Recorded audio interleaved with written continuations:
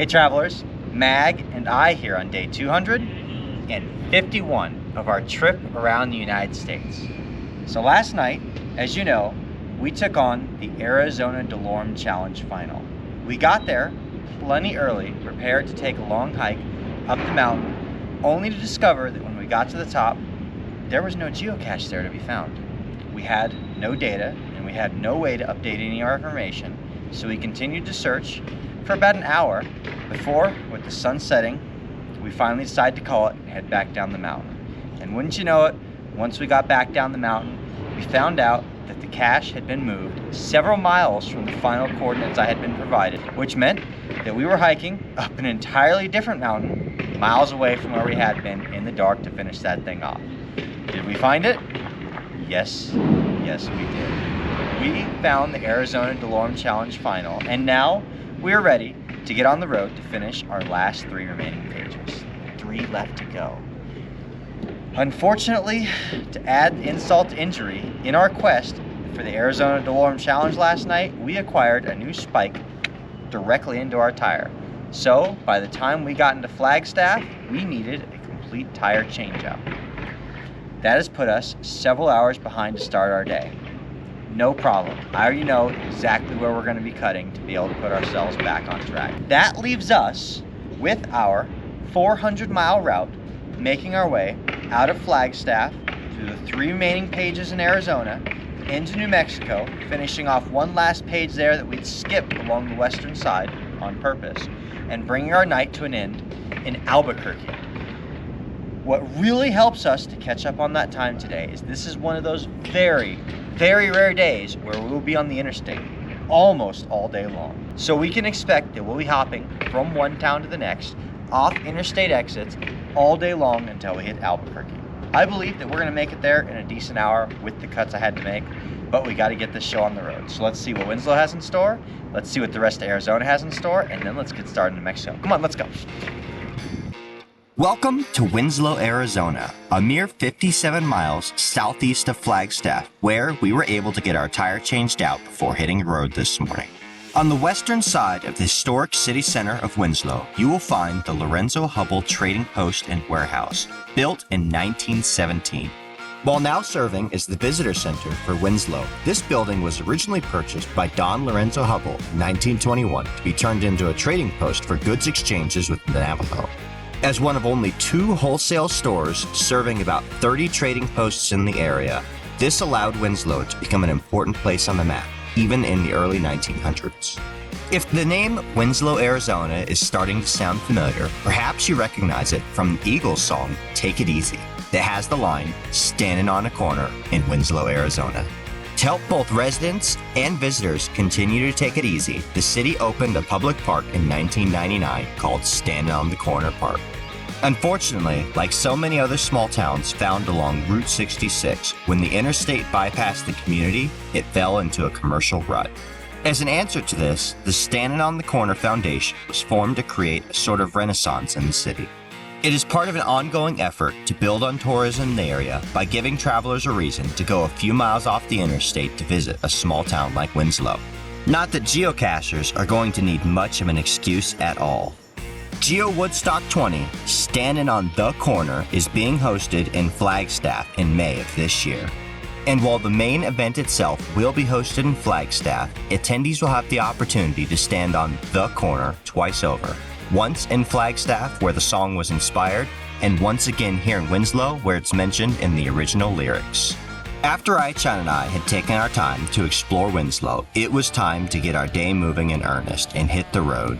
Our next stop, heading east out of Arizona toward New Mexico, is Holbrook, founded in the early 1880s and named after Chief Engineer Henry Randolph Holbrook. We skipped out on the full scenic tour of the town, choosing instead to stop by at the Holbrook Kindness Rocks Garden before making a few finds. We had to train ourselves today to ensure that we were hitting just the targets we needed for the page before moving on to the next. And it feels like it has been quite a while since we have seen a birdhouse, so it was nice to finally come across this old classic. Coming out of Holbrook for Delorme page 39 would be the only time today that we would have to jump off of the interstate. This page, located almost wholly within the Navajo Nation, has two options along the southeast section of Highway 180. Aichan and I took the departure from the interstate nice and easy.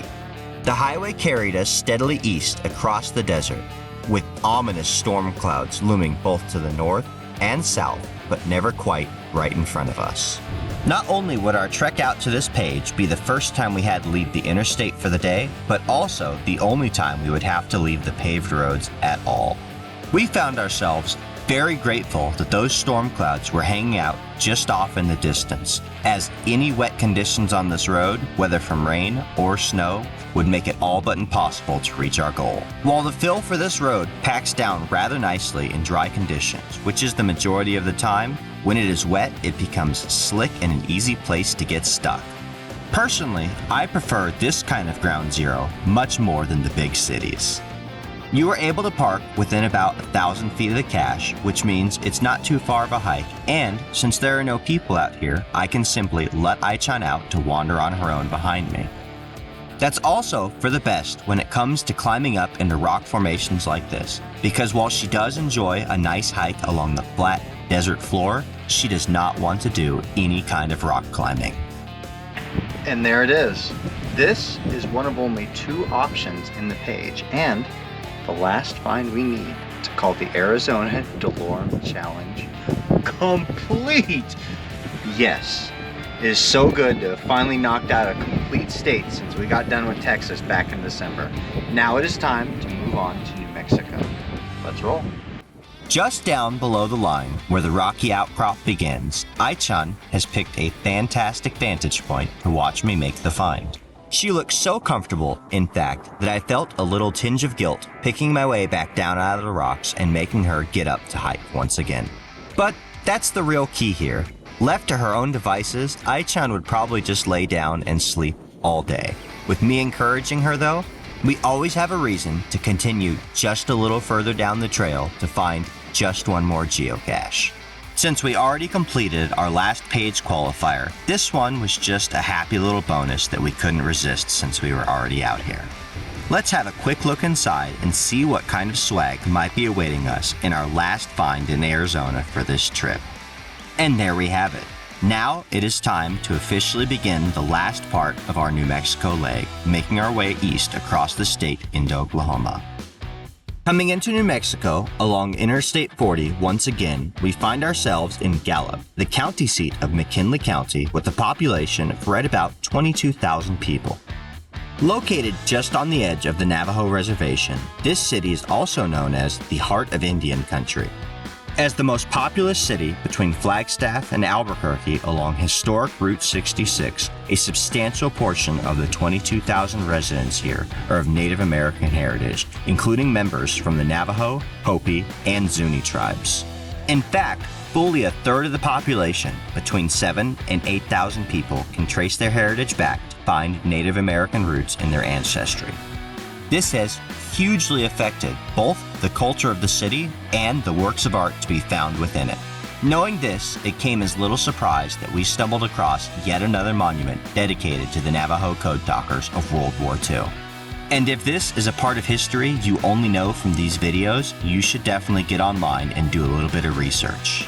Because not only were the Japanese unable to crack it, but it is the only military code in modern history never broken by an enemy. All right, and it looks like that is going to do it for our day. It was a pretty rough day, mostly under the control of Murphy's Law. We began things late because we had to recover from the Arizona Delorme Challenge last night, and to add that insult to injury, we also had something in our tire, which means we needed to replace it this morning. To make up that lost time, we cut the Petrified Forest National Park from our list, as well as the Walnut Canyon National Monument. Cutting those two helped to put us pretty much right back on time to finish the last 3 remaining pages in Arizona in the bag, and then come into New Mexico. We had a short tour of Gallup, and now we are on our way into Albuquerque to end things. We definitely won't be making it with any daylight on our side, but we'll be back on our regular schedule tomorrow, hopefully without any more issues like we had today, and hopefully this snow that's lightly raining down around us will just push off in another direction. I guess we'll have to see. Thank you guys for joining us on our way out of Arizona and into New Mexico. Like this video, subscribe to stay tuned for daily updates, and we'll see you out on the trails.